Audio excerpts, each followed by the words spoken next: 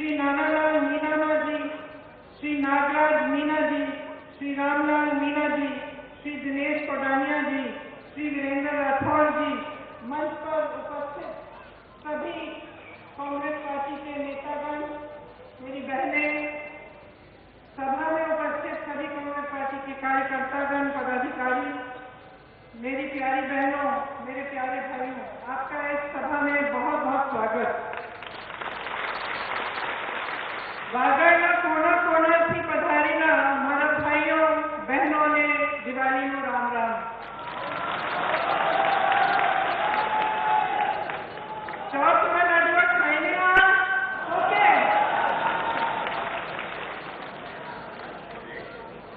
मुंह वागड़ में भाइयों सन भाई दूध मारवा आदि हूँ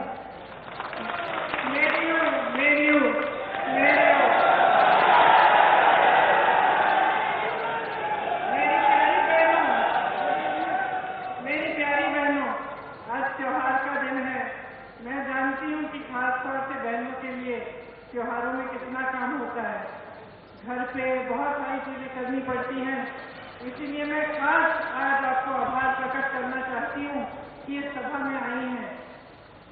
सिर्फ त्योहार नहीं, लेकिन इस समय खेती का भी बहुत काम रहता है, गर्मी भी है, आपने इंतजार किया, इसके लिए बहुत बहुत धन्यवाद। आपकी ये जो धरती है, इसका महान इतिहास है। संत माओ जी महाराज, बेनेश्वर धाम, रघुनाथ जी और गायत्री माता की मैं जय करती हूँ। शहीद फखरुद्दीन जी को नमन करती हूँ। ये स्वतंत्रता सेनानी मानिकलाल वर्मा जी, गौरी शंकर उपाध्याय जी और भोगीलाल पांड्या जी की भी धरती है। पूर्व मुख्यमंत्री जी हरिदेव जोशी जी और आदिवासियों के मसीहा भीखा भाई भील जी की एक संस्कृति है। देश प्रेम और स्वाभिमान की धरती है। आप तो जानते ही हैं कि आज ही के दिन तकरीबन 110 साल पहले मानगढ़ धाम में 1500 आदिवासी भाई स्वतंत्रता आंदोलन में शहीद हुए। उन्हें बेरहमी से अंग्रेजों ने मार डाला। उनकी तरह सैकड़ों हजारों हमारे भाई बहन, हमारे पूर्वज हमारी आजादी के लिए लड़े। तो आज यहाँ इस पवित्र भूमि से खड़े होकर मन में बात आती है कि आजादी है क्या, जिसके लिए इतना जुनून था, इतने महापुरुष रहे, सबने अपनी जान दी, अपना पूरा जीवन दिया लड़ते लड़ते। तो ये आजादी है क्या बहनों? आजादी महात्मा गांधी जी कहते थे कि वो स्वतंत्रता है जो देश के हर एक वासी को महसूस होनी चाहिए। उसमें महिलाएं, आदिवासी लोग, किसी भी धर्म के लोग हों, जो भी है, सबको ये महसूस होना चाहिए कि इस देश में मैं आजाद हूं। और गांधी जी खास एक बात कहते थे कि जब तक ग्राम स्वराज नहीं होगा, मतलब जब तक गांव में ये आजादी महसूस नहीं होगी, जब तक गांव में जो एक एक जना है उसको अपनी शक्ति का एहसास नहीं होगा, तब तक ये देश स्वतंत्र नहीं होगा पूरी तरह। ये गांधी जी कहते थे। वो समझाते थे कि लोकतंत्र का मतलब क्या है, जो कि हमारे देश में अब दशकों से स्थापित है, जब से आजादी की लड़ाई हम जीते। लोकतंत्र का मतलब है कि देश में सबसे अधिक शक्ति जनता के हाथों में होती है। जनता तय करती है कि हमारी सरकार कौन बनाएगा, जनता तय करती है कि हमें ये नेता पसंद है कि नहीं, जनता तय करती है कि ये नेता लायक है कि नहीं, इसने हमारे लिए काम किया कि नहीं, हमारी सड़क बनी है, हमारे गांव में पानी आ रहा है, हमारे लिए कोई सुविधा है, हम खेती करते हैं उसके लिए कोई सहायता मिली है, हम मजदूरी करते हैं उसमें हमें कोई सहायता मिली है। जनता तय करती है। इसी को लोकतंत्र कहते हैं। इसीलिए लोकतंत्र में जब चुनाव आता है तो बहनों और भाइयों हमें बहुत विवेक से, समझदारी से सोचना चाहिए। आजकल तरह तरह की राजनीति चली है, आप मुझसे अच्छी तरह से जानती हैं। अशोक गहलोत जी ने जिक्र किया, धर्म के आधार पर, जाति के आधार पर पार्टियां बनी हैं और राजनीति चलती है। तो अब समय आ गया है आपको ये सोचने के लिए कि आगे कैसे बढ़ना है। जब आपके यहाँ कोई वोट मांगने आता है और धर्म का नाम लेता है तो आपको क्या करना चाहिए, आपको क्या कहना चाहिए? हम सब धार्मिक हैं। हिंदुस्तान में ऐसा एक जगह नहीं है जिसके दिल में धर्म बसा नहीं, चाहे वो किसी भी धर्म का हो। ये हमारी प्रवृत्ति है। तो जब कोई धर्म का नाम लेता है बहनों, तो हमें कभी कभी लगता है कि भाई ये बहुत धार्मिक इंसान है, धर्म का नाम ले रहा है, चलो इसी को वोट दे। लगता है कि नहीं? लगता है। तो अब समय आ गया है सोचने का कि राजनीति में इसकी क्या जगह है। राजनीति में अगर आपका जो जज्बात है, आपका जो धर्म है, उसका इस्तेमाल हो रहा है तो आपको सावधान होना पड़ेगा। आपको सोचना पड़ेगा कि ये जो हमारे पास आकर हमसे धर्म के नाम पर वोट मांगते हैं, क्या ये हमारे लिए काम भी कर रहे हैं कि नहीं, कि धर्म का इस्तेमाल हो रहा है। ये पहचानना बहुत ही जरूरी है। अभी मैं यहाँ आने से पहले हम गायत्री माता के मंदिर में गए। गायत्री मंत्र है ओम भूर्भुवः स्वाहा तत्सवितुर्वरेण्यम भर्गो देवस्य धीमहि धियो यो नः प्रचोदयात्। ये श्लोक, ये मंत्र मेरी दादी इंदिरा जी ने मुझे सिखाया और मैंने अपने दोनों बच्चों को सिखाया। और सिखाते समय ये कहा कि ये जो मंत्र है, ये गायत्री का मंत्र है, माता का मंत्र है।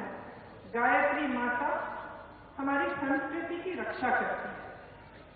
मेरी दादी इंदिरा जी कहती थी कि जो इस भूमि, इस धरती, इस देश की संस्कृति है, वो यही है कि सब धर्मों का आदर होना चाहिए, कि सब जितनी भी अलग अलग सोच है, जितनी भी संस्कृतियां, अलग अलग संस्कृतियां हैं, जो आदिवासी संस्कृति है, जो कोई और संस्कृति है, उन सब का आदर होना चाहिए। आज इंदिरा जी के शहीद होने से तकरीबन 40 साल गुजर चुके हैं। 2 दिन में उनका जन्मदिवस आएगा और कुछ ही दिन पहले उनके शहादत का दिवस। लेकिन हम आज भी 40 साल बाद इंदिरा जी को याद करते हैं। क्यों याद करते हैं? और सिर्फ हम नहीं, हम तो उनके परिवार के सदस्य हैं, लेकिन ये पूरा देश याद करता है, क्योंकि इस पूरे देश ने उनको परिवार समान उनको अपने दिल में रखा। चाहे वो हिंदू हो, चाहे मुसलमान हो, चाहे मेरी आदिवासी भाई बहन हो, चाहे दलित हो, चाहे कुछ भी, सब इंदिरा जी को प्यार से, प्रेम से और श्रद्धा से याद करते हैं। क्योंकि बहनों और भाइयों को समझ गए कि इंदिरा जी के दिल में उनके लिए श्रद्धा थी। इंदिरा जी ने अपना धर्म ये बनाया था कि देश की सेवा करनी है, चाहे अपनी जान चली जाए। इसीलिए बहनों और भाइयों, हमारी जो राजनीति की नींव है, जो महात्मा गांधी जी से लेकर आजादी की लड़ाई से लेकर आज तक चली आ रही है, हमारी राजनीति की जो नींव है वो यही है कि हमारे दिल में सेवा भाव होना चाहिए। हम जनता को सर्वोपरि माने और जो जनता की संपत्ति है, जो जनता का अधिकार है, जो जनता का हक है, वो हम जनता को वापस अपने हाथों में दें। ये कांग्रेस पार्टी की राजनीति रही है।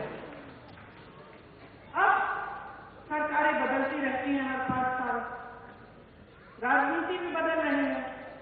जैसे मैंने कहा, राजनीति में धर्म का नाम आ गया है, जाति का नाम आ गया है। यहाँ हाल में आपकी एक ट्राइबल पार्टी भी आ गई है।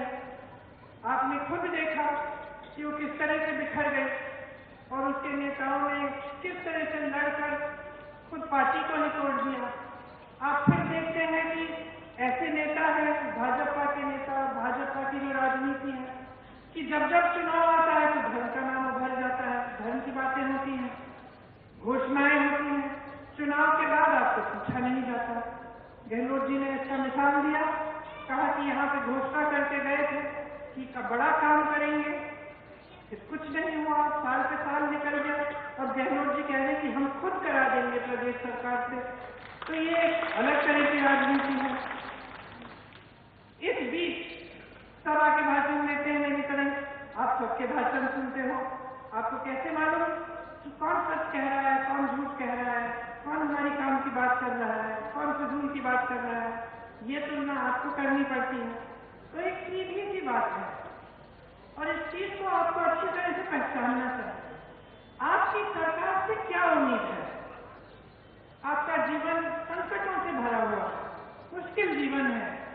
आप खेती किसानी करते हैं, सुबह से शाम तक धूप में काम करते हैं, मेहनत से अपने बच्चों को पढ़ाते हैं, उनके लिए भविष्य चाहते हैं, अपने बेटों को सेना में भेजते हैं भर्ती करने के लिए या फिर कहीं पे भर्ती की परीक्षाएं कराते हैं और पढ़ाते हैं, लिखाते हैं ताकि उनका रोजगार बन जाए, भविष्य मजबूत बन जाए।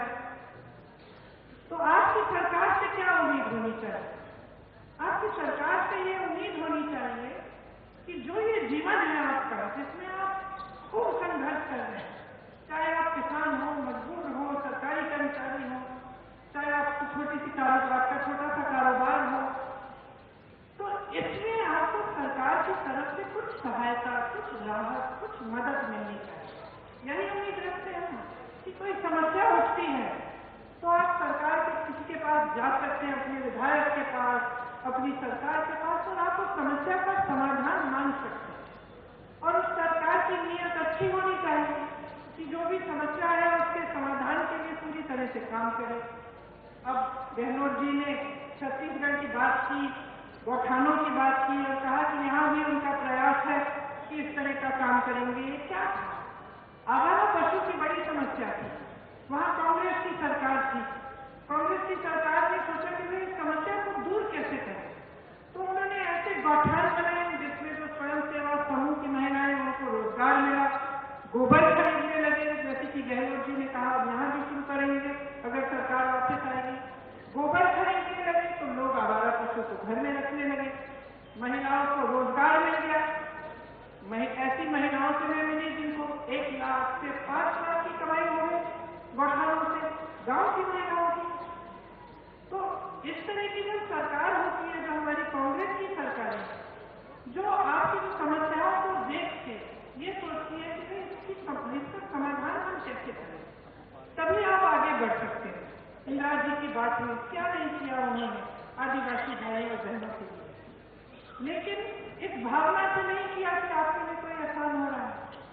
उन्होंने इस भावना से किया कि जल, जंगल और जमीन पे आपके अधिकार पहले से हैं। उन्होंने इस भावना से किया कि आपकी जो संस्कृति है वो प्रकृति को बचाने की संस्कृति है। आपको सिखाती है कि चाहे जंगल हो, चाहे जल हो, चाहे जमीन हो, उसका चाहे जानवर हो, उसका अच्छी तरह से जब देखभाल होगा तभी आपकी तरक्की होगी। और इंदिरा जी कहती थी कि ये सबसे बढ़िया संस्कृति है पूरी दुनिया में। तो इस समझ से फिर उन्होंने कहा कि आपको पट्टे मिलने चाहिए, आपको जंगल पर, आपको जमीन पर अधिकार मिलना चाहिए। तो ये समाज एक सोच होती है और जो सही नेता होता है, अच्छी सरकार होती है, ये सोच इसकी एक दायरे में नहीं रहती। चाहे सरकारी कर्मचारियों के लिए होगा तो उनकी सोच होगी कि ठीक है, अगर कर्मचारी कह रहा है सालों से कि मुझे अपना पुराना पेंशन वापस कर दो, क्योंकि उसको घबराहट है कि 20 सालों से काम किया, 20 सालों से देश की सेवा की, सरकारी नौकरी की, और 20 सालों में हर महीने उनके पैसे कटते थे। अब वो पैसे इकट्ठे हो गए हैं, 20 साल में रिटायरमेंट आ गया है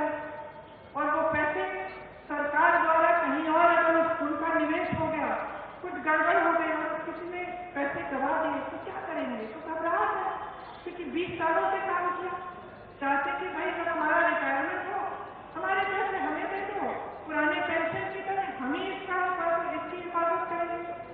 ये गलत तो नहीं मांग रहे हैं। तो एक अच्छी सरकार होती है जिसकी नीयत सही होती है तो कहते हैं ठीक है हम इसके लिए पैसे निकालते हैं, हम पूरी कोशिश करते हैं कि पुराना पेंशन हम देंगे। तो राजस्थान में, छत्तीसगढ़ में, कर्नाटका में, हिमाचल प्रदेश में कांग्रेस की सरकारें हैं और जो सरकारी अधिकारी हैं, जो कर्मचारी हैं, उनको पुराना पेंशन मिल रहा है। जहां आप भाजपा की सरकार देखते हैं वहां भाजपा के तमाम नेता, चाहे मुख्यमंत्री हो क्या हो, कहते हैं हमारे पास पैसे नहीं है इसको भरने के। अब आप अगर देखें किसानों की तरफ तो किसानों के लिए कितना काम हुआ है हमारी सरकार ने, यहाँ राजस्थान में ही कितना काम हुआ है। आपको जितनी महंगाई का आप सामना कर रहे हैं वो महंगाई केंद्र सरकार की तरफ से और आपको प्रदेश की तरफ से आपको बचाया जाता है, आपको राहत मिलती है कि किस तरह से आप अपने पैरों पर खड़े हो पाए और किस तरह से आप इन परेशानियों का सामना कर पाए। चाहे आप शिक्षा की ओर देखें तो यहाँ पे जो राजस्थान की सरकार है एक गांव-गांव में अंग्रेजी माध्यम का स्कूल खोला है, एकलव्य मॉडल का रेजिडेंशियल स्कूल यहाँ खोला है, शहीद कालीबाई की बेटियों के लिए गर्ल्स कॉलेज खोला है, छात्राओं को स्कूटी देने का काम शुरू किया है, 2500 महात्मा गांधी राष्ट्रीय स्कूल बने हैं आपके प्रदेश में, 309 नए कॉलेज, 9 यूनिवर्सिटियां, 12वीं तक शिक्षा निःशुल्क हो रही है। यहाँ भी 5 साल में 8 नए कॉलेज खोले गए हैं और बिलिया में जनजाति बालिका स्कूल खोला। इतना सारा काम हुआ। कल परसों में मध्य प्रदेश में थी, जानते हैं और भाजपा की सरकार है, 60,000 से अधिक पाठशालाएं बंद कर दिए इन्होंने। 18 साल से इनकी सरकार चल रही है। मालूम है आपको कितने रोजगार दिए हैं?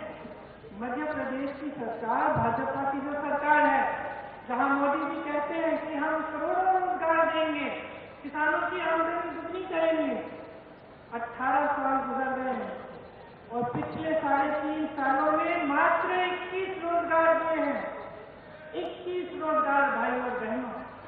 और अगर कांग्रेस के प्रदेशों से तुलना करें तो आपको पता चलता है कि कांग्रेस की जो सरकारें हैं कितना अच्छा काम कर रहे हैं। यहाँ आपको मालूम है इंदिरा रसोई खोली गई, 8 रुपए में घर पे भोजन मिलता है। पूरे देश में लोग महंगाई से त्रस्त में परेशान है। मैंने अभी दिवाली चल रही है, धनतेरस था, आपको कुछ खरीदने जाना था, घर की लिपाई पुताई करनी थी, कितनी महंगाई हो गई है।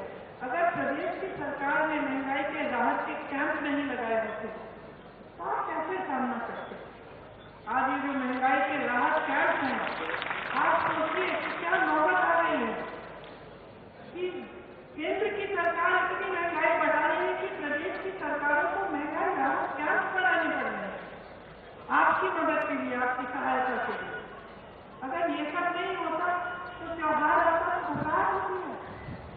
मैं मध्य प्रदेश से महिलाओं ने मुझे कहा घबराहट होती है, कैसे खरीदेंगे, खाना पकाना है, मेहमान आएंगे, लिपाई पुताई करनी है, दिए जलाने हैं, बच्चे पटाखे मांगेंगे, नए कपड़े खरीदने हैं, कैसे करेंगे? तो भाजपा की सरकारें जो है ना बड़े बड़े उद्योगपतियों के लिए चल रही है। आप अगर देखेंगे तो देश में जितनी भी बड़े कारखाने थे, जो बड़ी PSU थे, ये सारे इन्होंने आस्ते आस्ते इनको कमजोर करके आस्ते अपने दोस्तों बड़े उद्योगपतियों को सौंप दिया। यहाँ से रोजगार मिलते थे, अच्छी नौकरियां मिलती थी। आज स्थिति यह है कि सब प्राइवेट में ही नौकरियां ढूंढ रहे हैं, भटक रहे हैं। तो जहाँ से रोजगार मिल सकता था उनको भी कमजोर कर दिया। यहाँ जब मैंने ग्राम स्वराज की बात की तो जो कांग्रेस की सरकारें हैं वो ग्रामीण रोजगार बनाने में मजबूत है। वो चाहते हैं कि आपको गांव में ही रोजगार मिले। तो किसी ना किसी तरह से गांव की जो अर्थव्यवस्था है उसको मजबूत करना, ये हमारा काम था। यहाँ पे कांग्रेस ने बांसवाड़ा को संभाग बनाया और कलुम्बर को जिला घोषित किया। बेड़ेश्वर धाम के बारे में मैंने बात की, करोड़ों की योजना और हाई लेवल ब्रिज बनाया। डूंगरपुर में 1000 करोड़ रुपए से अधिक के सड़कों का काम हुआ है। आप कहीं भी चले जाए मध्य प्रदेश में, पूछिए कोई ऐसा जिला इलाका है जहां इतना खर्चा है भाजपा ने सड़कों को बनाने में। वहां घोटाले के घोटाले हैं बहनों और भाइयों, 250 से ज्यादा तो घोटाले हैं। हर घोटाले में हजारों करोड़ रुपए जनता से लूटे, आपकी संपत्ति आपसे छीनी है और बड़े बड़े उद्योगपतियों को दी है। यहाँ आपकी संपत्ति वापस आपके हाथों में आ रही है।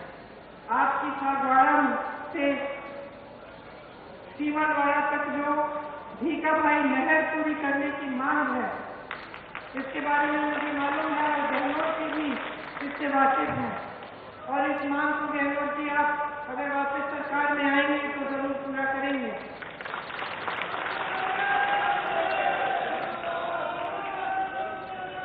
आज पूरे देश में किसान परेशान है। आपने खुद देखा कुछ 1.5 साल पहले जब किसान आंदोलन कर रहे थे, लाखों किसान दिल्ली में थे। आपको याद होगा सर्दी का मौसम था, आपको याद होगा कि उस समय सैकड़ों किसान शहीद भी हुए। एक मंत्री के बेटे ने 6 किसानों को यूपी में अपनी जीप के नीचे पीस दिया। फिर भी हमारे प्रधानमंत्री अपने घर से निकल के उनसे बात करने तक नहीं आए, फिर भी उनकी समस्याओं के लिए सुनने के लिए कोई नहीं आया। महीनों के लिए बैठे रहे, पानी नहीं था, बिजली नहीं थी, बैठे रहे महीनों के लिए, अपनी खेती को छोड़ के बैठे रहे अपने लिए आंदोलन करने के लिए। किसी ने उनको पूछा नहीं। जैसे जैसे चुनाव आ रहा था बहनों और भाइयों, अचानक वो कानून वापस ले, क्योंकि इस सरकार का ध्यान सिर्फ चुनाव पे रखता है। आज किसान जुड़ रहा है, महंगाई इतनी है, जीएसटी जो केंद्र द्वारा लगाई गई टैक्स है हर चीज पे है, उसके ऊपर से पेट्रोल डीजल कितना महंगा है, ट्रैक्टर पर भी जीएसटी है।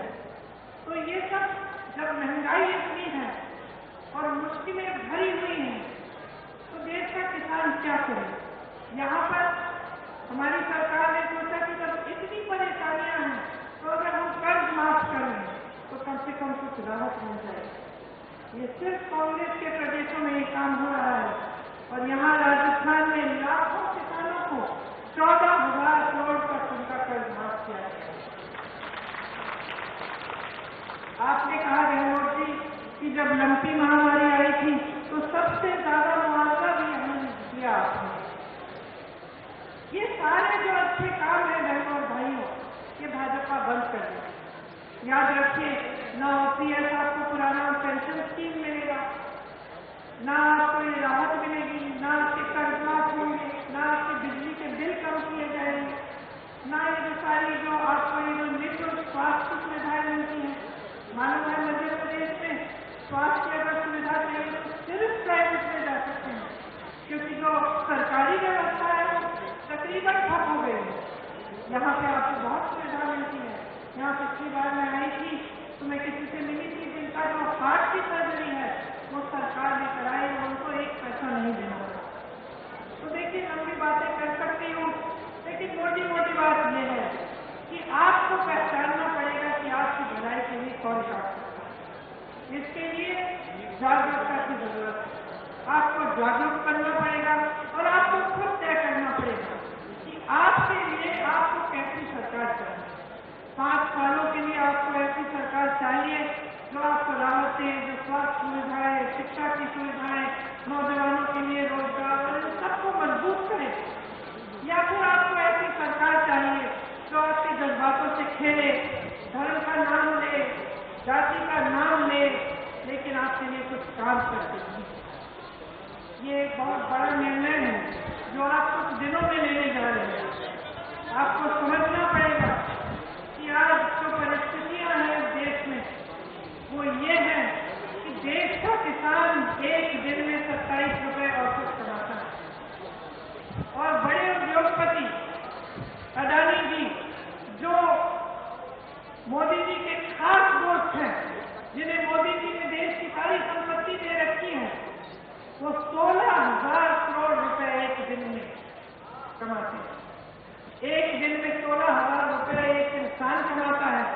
जिसको सरकार पूरी सहायता, पूरी सहूलियत देती है, जिसके कर्ज माफ हो जाते हैं हजारों करोड़, और वही सरकार आपसे कहती है कि किसानों को उसका कर्ज माफ करने के बाद उसके पास करते हैं।